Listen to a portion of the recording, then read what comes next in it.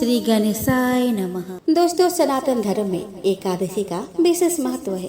पूरे साल में 24 एकादशी व्रत रखे जाते हैं और सभी एकादशी भगवान विष्णु को समर्पित है। इस बार सितंबर माह की आखिरी एकादशी इंदिरा एकादशी है। तो आइए दोस्तों, इस वीडियो में हम जानते हैं कि इंदिरा एकादशी कब है, इसके महत्व और इसके शुभ मुहूर्त के बारे में। दोस्तों, इंदिरा एकादशी व्रत आश्विन मास के कृष्ण पक्ष की एकादशी तिथि को रखा जाता है। इस एकादशी तिथि की शुरुआत शनिवार 27 सितंबर को दोपहर 1:20 पर होगी और इस तिथि का समापन अगले दिन रविवार 28 सितंबर को दोपहर 2:49 पर होगा। हिंदू धर्म के नियम के अनुसार कोई भी व्रत, पर्व या त्योहार सूर्योदय की तिथि यानी उदया तिथि में मनाया जाता है। इस प्रकार इंदिरा एकादशी का व्रत और पूजा 28 सितंबर को की जाएगी। जहां तक इंदिरा एकादशी व्रत पारण की बात है, तो इस व्रत को करने वाले व्रती यानी साधक या साधिका इस व्रत का पारण 29 सितंबर को सुबह 6:13 से लेकर 8:36 के बीच कर सकेंगे। दोस्तों, इंदिरा एकादशी पितृपक्ष के दौरान आता है। श्राद्ध के दिनों में पड़ने के कारण इस एकादशी का संबंध अपने आप पितृपक्ष से जुड़ जाता है। धार्मिक ग्रंथों के अनुसार इस एकादशी में विष्णु पूजा करने से पितरों की तृप्ति और मोक्ष मिलता है। इस एकादशी के महत्व को लेकर पद्म पुराण में कहा गया है कि इस एकादशी पर विधि पूर्वक व्रत कर इसके पुण्य को पूर्वज के नाम दान कर दिया जाए तो उन्हें मोक्ष मिल जाता है। केवल इतना ही नहीं बल्कि और व्रत करने वालों को भी वैकुंठ की प्राप्ति होती है। धार्मिक ग्रंथ यह भी बताते हैं कि इस एकादशी का व्रत करने वाले व्यक्ति के 7 पीढ़ियों तक के पूर्वज और पितर तृप्त हो जाते हैं। हिंदू पंचांग के अनुसार इंदिरा एकादशी का व्रत 28 सितंबर 2024 को रखा जाएगा और व्रत का पारण 29 सितंबर को किया जाएगा। इंदिरा एकादशी पर सिद्ध योग के साथ ही शिववास का विशेष शुभ संयोग बन रहा है। इससे इस एकादशी का महत्व और भी बढ़ जाता है।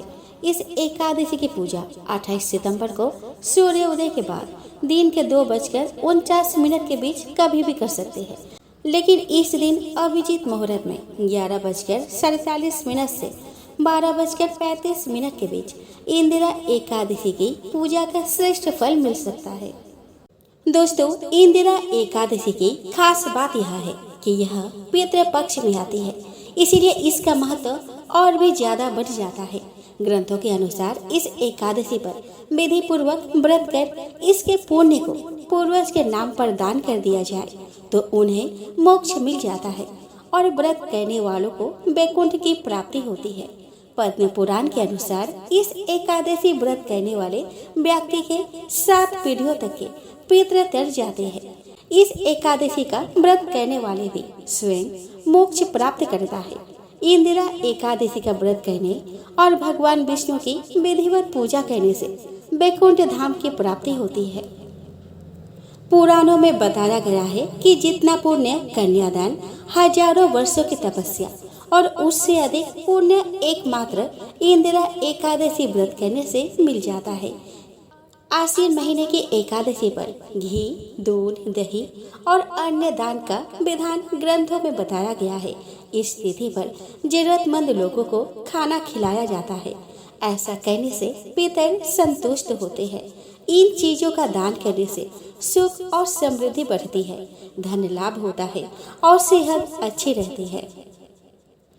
इस एकादशी के व्रत और पूजा की विधि अन्य एकादशियों की तरह ही है, लेकिन सिर्फ अंतर यह है कि इस एकादशी पर शालिग्राम की पूजा की जाती है।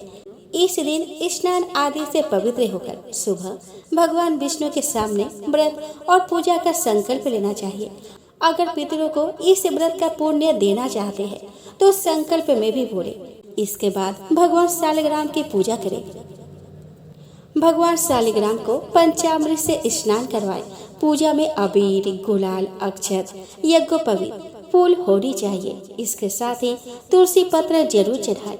इसके बाद तुलसी पत्र के साथ भोग लगाएं। एकादशी की कथा पढ़कर आरती करनी चाहिए। इसके बाद पंचामृत वितरण कर ब्राह्मणों को भोजन कराकर दक्षिणा देनी चाहिए। इस दिन पूजा तथा प्रसाद में तुलसी दल का प्रयोग अनिवार्य रूप से किया जाता है। आइए दोस्तों, अब हम श्रवण करें इंदिरा एकादशी की पावन व्रत कथा। दोस्तों, धर्मराज युधिष्ठिर कहने लगे कि हे भगवान, आश्विन कृष्ण एकादशी का क्या नाम है, इसकी विधि तथा फल क्या है, सो कृपया करके कहिए। भगवान श्री कृष्ण कहने लगे कि इस एकादशी का नाम इंदिरा एकादशी है। यह एकादशी पापों को नष्ट करने वाली तथा पितरों को अधोगति से मुक्ति देने वाली होती है। हे राजन, ध्यान पूर्वक इसकी कथा सुनो।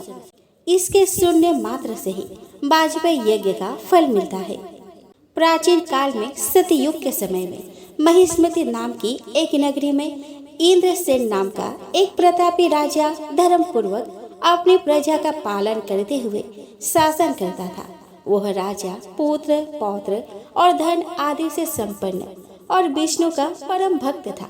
एक दिन जब राजा सुखपूर्वक अपनी सभा में बैठा था तो आकाश मार्ग से महर्षि नारद उतरकर उसकी सभा में आए। राजा उन्हें देखते ही हाथ जोड़कर खड़ा हो गया और विधि पूर्वक आसन व अर्घ्य दिया। सुख से बैठकर मुनि ने राजा से पूछा कि हे राजन, आपके सातों अंग कुशल पूर्वक तो है, तुम्हारी बुद्धि धर्म में और तुम्हारा मन विष्णु भक्ति में तो रहता है।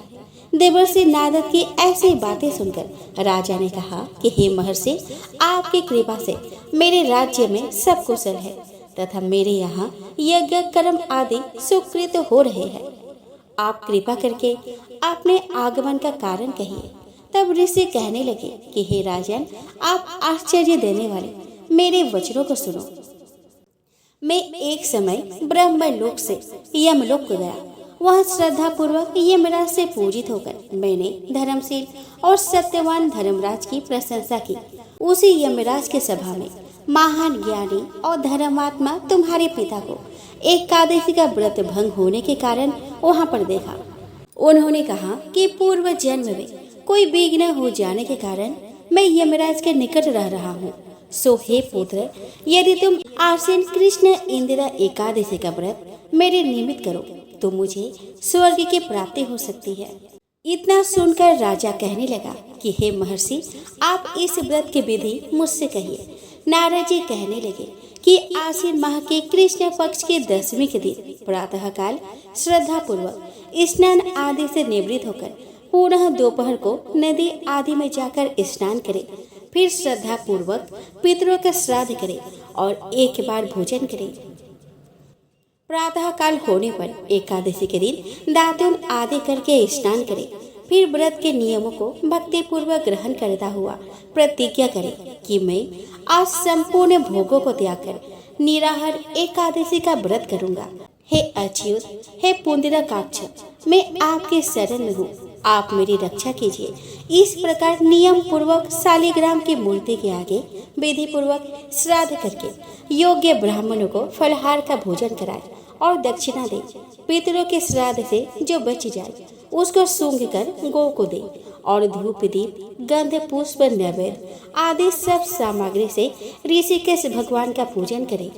रात में भगवान के निकट जागरण करे। इसके पश्चात द्वादशी के दिन प्रातः काल होने पर भगवान का पूजन करके ब्राह्मणों को भोजन कराए। भाई बंधुओं, स्त्री और पुत्र सहित आप भी मौन रहकर भोजन करें।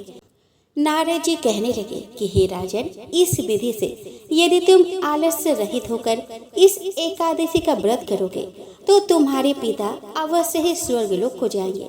इतना कहकर नारद जी अंतर ध्यान हो गए। नारद जी के कथन अनुसार राजा द्वारा अपने बांधवों तथा दासों सहित व्रत करने से आकाश से पुष्प वर्षा हुई और उस राजा का पिता गरुड़ पर चढ़कर विष्णु लोक को गया। राजा इंद्रसेन भी एकादशी के व्रत के प्रभाव से निष्कंटक राज्य करके अंत में अपने पुत्र को सिंहासन पर बैठाकर स्वर्ग लोक को गया। हे युधिष्ठिर, यह इंदिरा एकादशी के व्रत का महात्मा मैंने तुमसे कहा। इसके पढ़ने और सुनने से मनुष्य सब पापों से छूट जाते हैं और सब प्रकार के भोगों को भोग कर वैकुंठ को प्राप्त होते हैं।